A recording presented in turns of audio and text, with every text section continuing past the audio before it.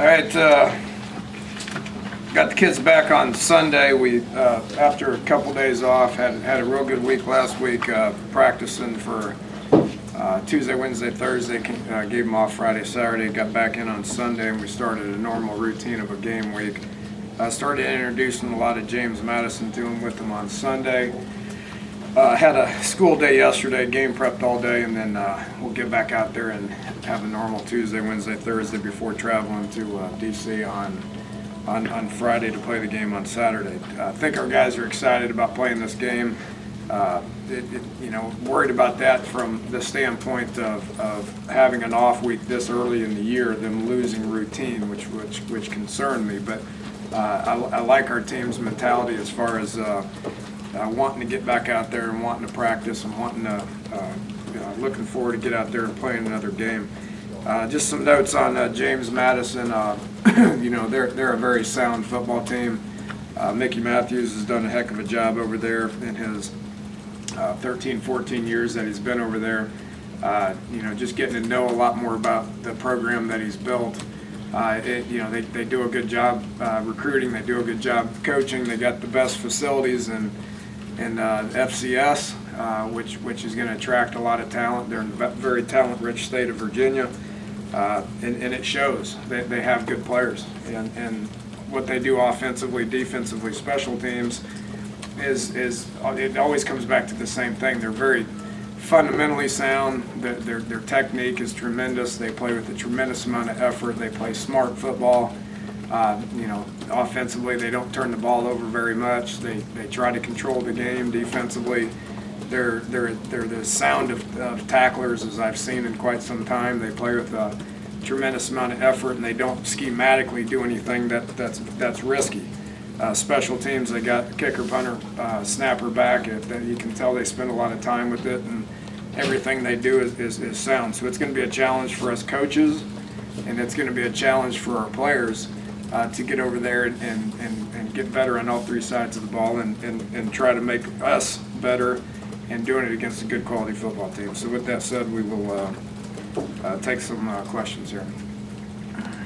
Said last week that you guys were going to put the ball down and really kind of get after it in practice. How did that go for you? What did you focus on while you were, I guess, looking internally last week? Thought we got a lot done.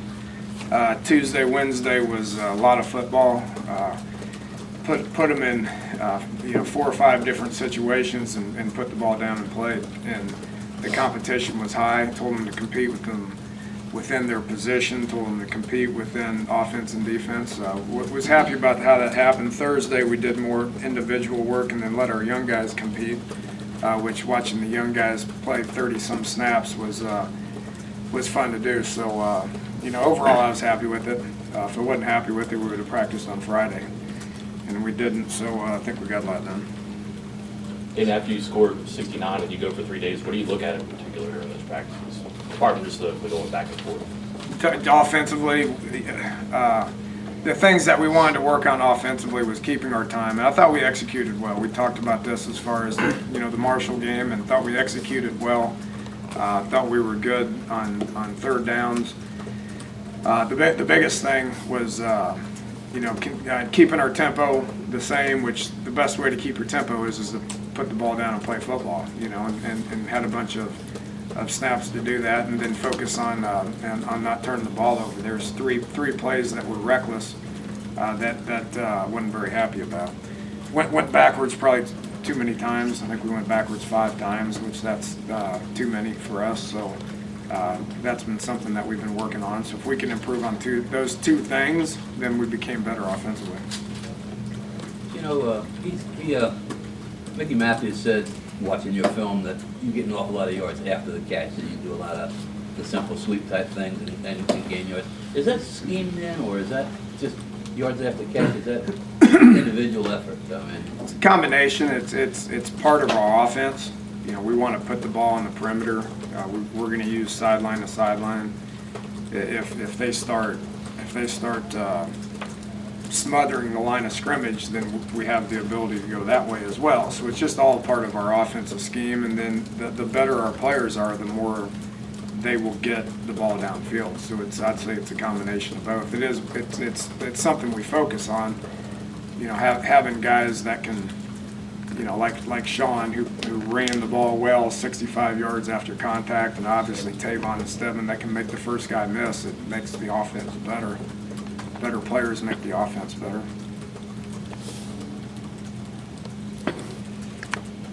You mentioned tempo several times as one of the things that you were pleased with in the Marshall game, but it's not like you guys were racing up to the line of scrimmage every snap and just trying to get the snap off as quickly as possible. What is it you hope to accomplish with tempo? Is varying it as much a part of anything as that you're trying to do? The better we are offensively, the more we can go fast.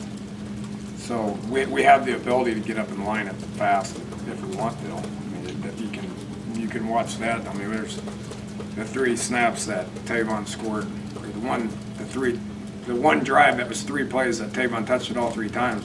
They were all snapped very quickly. So having the ability to do it, I think's great. We did it a little bit more in Marshall just based on success. Is there going to be anything like the band trip on Saturday? It's a home game, isn't it? Not that I'm aware of. We'll treat it like a road game, and we won't. We'll treat it just like a road game. We'll travel like a road game. Our hotel routine will be like a road game. What we do the night before, what we do the day of, we'll treat the whole thing like a road game. James Madison, what do you see on tape specifically on their defense that you like? Yeah, they tackle well. They're sound. Technically, if you're fundamentally sound and you play with effort, what I see out of them defensively is what I want to see I want to see the improvement for us defensively. Getting off blocks and getting to the ball and making tackles. Not doing it just 2/3 of the time, but doing it all the time. It's really pretty impressive watching those guys get to the ball and making tackles. So that's going to be a challenge for us offensively, is being able to sustain blocks. You talk about yards after catch or yards after contact. You don't get those without making tacklers miss or breaking tackles. So I think that's going to be a challenge for us because those guys play with such effort and they do a good job of getting off the blocks and getting to the ball and making tackles. It's going to make our job offensively harder. You mentioned making tackles today. Obviously, you mentioned it yesterday as well. Is that something you're particularly impressed that James Madison does well, or is it something that you saw that you'd like your guys to do better coming out of the Marshall game? Both. Smart kid. Both. Can you talk about that a little bit, the focus you guys had defensively this past week then? Well, it's something you don't get better at something unless you emphasize it. You don't get better at something unless you work on it. I mean, those guys do a good job defensively. They weren't, first in their conference and top 10 nationally in defense for several of their last, 3 of the last 4 years, or whatever it was. If they weren't coached well, and if they didn't have good players, and if they weren't fundamentally sound, and if they weren't, sure tacklers and did a good job of doing the things that I'm talking about, which is getting off blocks, getting to the ball, playing with effort, and making tackles. They do a good job of it, and that's what we want to see out of our guys. David, do they look like anybody else that you'll see further down the line at Kansas State, considering they run the ball a lot, or is it a different type of style? I don't know. I haven't studied what everybody else does offensively at this point, but they do use a tight end 90% of the time. Obviously a lot of the talk going to the Big 12, how many teams do that? Again, I haven't studied what everybody's doing up to this point, but what it reminds me of is what some of the Big East teams had been doing, the old Northeastern football. It's what Big East team was. It's what West Virginia was before I got here. It's what Pitt was before last year. It's what Syracuse did last year. It's what UConn did last year. I do think the offenses in the Big East are changing. Said that last year quite a bit with what Pitt changed, we changed, Cincinnati changed with Butch going over there. Happened probably prior to Butch when Brian Kelly went there. Louisville, since Charlie Strong got there, has been a little bit more up-tempo spread. But what the Big East used to be and what UConn and Syracuse and Rutgers and those guys are doing now is what this conference, the James Madison's conference, is all about, and what James Madison's doing, which is trying to control the ball offensively, using a tight end, establishing the run, play action passing, trying to dump it to your tight end defensively. All about playing with effort, and I think James Madison defended 62 plays a game last year. So that's much like what West Virginia defended before I got here. So it's the landscape of college football is changing slightly. I just don't think it's got to them yet. You're mentioning that about how all this is happening in college football, and usually it filters the other way down from the pros to college game, I presume. But it seems like now the pros, they're talking about they had 6 games where teams scored 40 points or more. Is it changing that way too? Is it going that way? Looks like it to me. You saw the Baltimore game last night, right? Yeah. I mean, that looked like a whole lot of up-tempo, shotgun, spread the ball around, try to vary tempo, get up, run reverses, throw the ball downfield. Whether it is or not, I don't know. I don't have time to study all the NFL offenses, but yeah, I think it's headed there. Do you use game tape from when James Madison beat Virginia Tech at all as like motivation this week, or watch it at all? I don't know. It's a good question. Probably have something on the highlight tape that references it. We did last year when we played Norfolk State. We referenced. I mean, and that's what everybody references. And every time the FBS team plays a FCS team, you're going to make reference to that. But it's becoming more and more apparent, and it's happening more and more. Back when App State beat Michigan, I mean, that was the talk of the year, right? Well, that's happening pretty much every week when an FCS team plays an FBS team. So, we're going to be ready to play. We're going to be motivated to play. We don't want them to be talking about us this Saturday night. Danny, your gray uniforms are a recruiting thing, right? And this is one of those exposure recruiting trips, I think. Is this a time to bring them out, I guess, for the first time? Maybe. I don't make that decision. Well, I know that's what the seniors do. Right? The captains do, so. You can wear gray at home or on the road. Right. I think you can. So this is a home game, but you could also wear them on a road game. I don't know. I got a whole lot to worry about. Uniforms is not going to be one of them. You said before you're treating it like a road game, but clearly this wasn't scheduled to be a road game. What do you take away as a team, as a program, playing in the D.C. area and at a pro stadium and everything that comes with that? It's important to us to have a presence over there. It's important to us recruiting-wise. It's important to 20-some of our kids that are from the eastern coast over in that area. So all that makes sense to me, and Oliver and Dr. Clements, it's been important to them.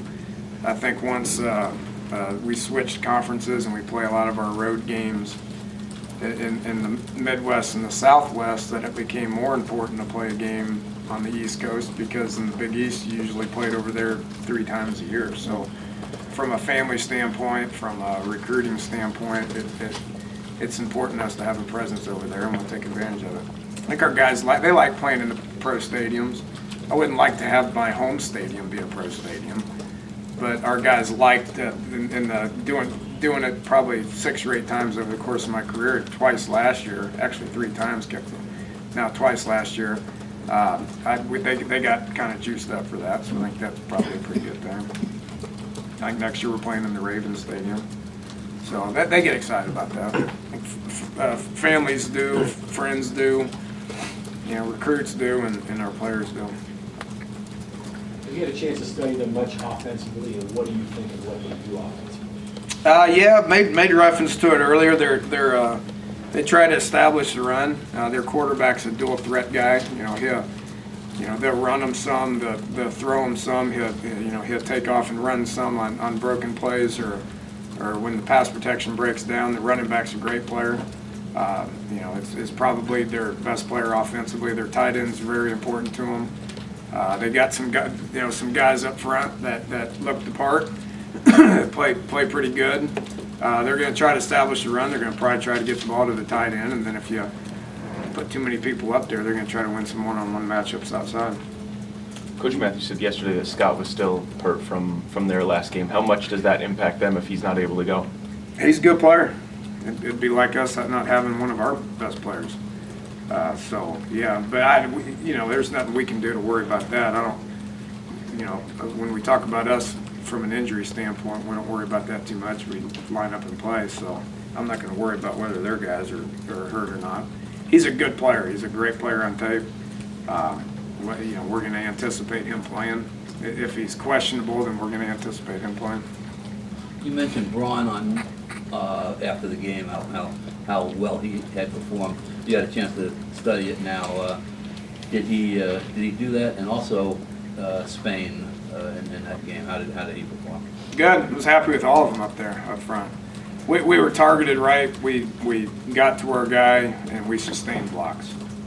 And, last year at this time, we were talking about guys, being targeted right, which I do think we've always been targeted right. Coach Biedenbaugh does a tremendous job of making sure our guys are targeted right. But sustaining blocks is important, and it's light years ahead of where it was a year ago at this time. Not only with Jeff, but with Joey and Pat and Spain, and having Josh back brings a presence to our O-line, brings an attitude and a mentality to our O-line. He's played a lot of ball and he's got some pop to him. Those guys are playing well together. They're a pretty confident group right now.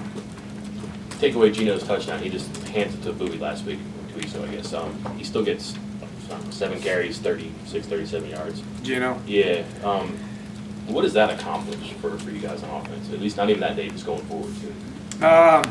It makes people think twice about rushing guys upfield hard, and it makes people think twice about dropping guys really, really deep in pass protection. Because if they're really deep in pass protection, they better have somebody spying them, because he does have great legs. And we've talked a lot about we don't want to run him a ton, but Gino being you can tell that's a sign of maturity. Last year, he would stay in the pocket, or he would run the throw, or he just would be slow making that decision to get upfield. And those decisions were all good, and then he's smart about it once he does. He doesn't run downfield and take a bunch of shots and all that. He gets out of bounds and gets us the first down and all that. So it's gonna pose a problem for some people. Do you ever find teams spying your quarterback though? Never have. It'd be a first for me. I've obviously never had a guy with the athletic ability that Gino has. I mean, he's really improved his size and his strength and his quickness and his speed. So he's obviously improved all those areas to where he feels. And the one thing that he said after the game, and I told you all this, is the game slowed down a little bit for him. So he's making better decisions. And he knows when to do that and when not to do that, and when to sit in the pocket and when not to sit in the pocket. I think that's a sign of his maturity as a quarterback and where he's at as a quarterback now. James, you talked about J.D. Woods. I mean, what was Rich in the preseason? You were happy with him, obviously. He became a starter. But, 7 catches against Marshall. You talk about where his game is elevated to now, what he brings to the offense. Yeah, I don't mind talking about him now. I did for quite a while. Doing everything right. I mean, shoot, he's even going to class. So he's doing everything right. He brings us a ton of energy. His demeanor on the sideline, his demeanor in practice, his demeanor in the weight room, even his demeanor in study hall now has changed. It's fun to watch a kid that didn't do that in the past look at his senior year and say, whoa, I better get my stuff together here, because it's about over for me. And he took advantage of that, and he's taken advantage of being a senior, and he's matured in all areas of not only football but off the field as well, and is playing well. He's a guy that we're obviously going to throw it to.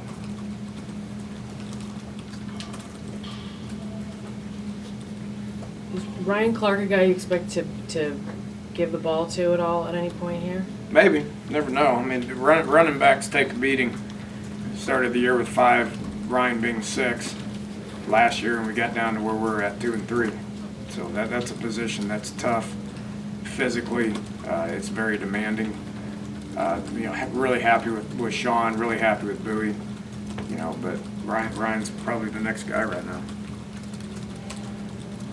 you guys, offensive, defensive coaches sit together, watch film, right? Quite a bit. What did you see from cornerbacks and safeties as to how Marshall with the pass worked on your guys? Marshall's offense against our defense. Yeah. It starts with pressure. Didn't do a very good job of getting pressure. We got to continue to figure out how we get pressure, whether that's individual guys winning or whether that's through blitzes, and you know. So it starts with that. He can't just sit back there. If he sits back there, he's gonna find guys, any of them. And Cato did a heck of a job of that. He did a good job of sitting in there, not panicking, and getting it to his open guys. And Marshall's got some good receivers. I give him credit for that. But it starts with pressure, and then defensively, we gotta match routes, and we gotta make plays on the ball in the air. Didn't do a very good job of that. Okay, thanks, Coach. Okay, appreciate it, guys.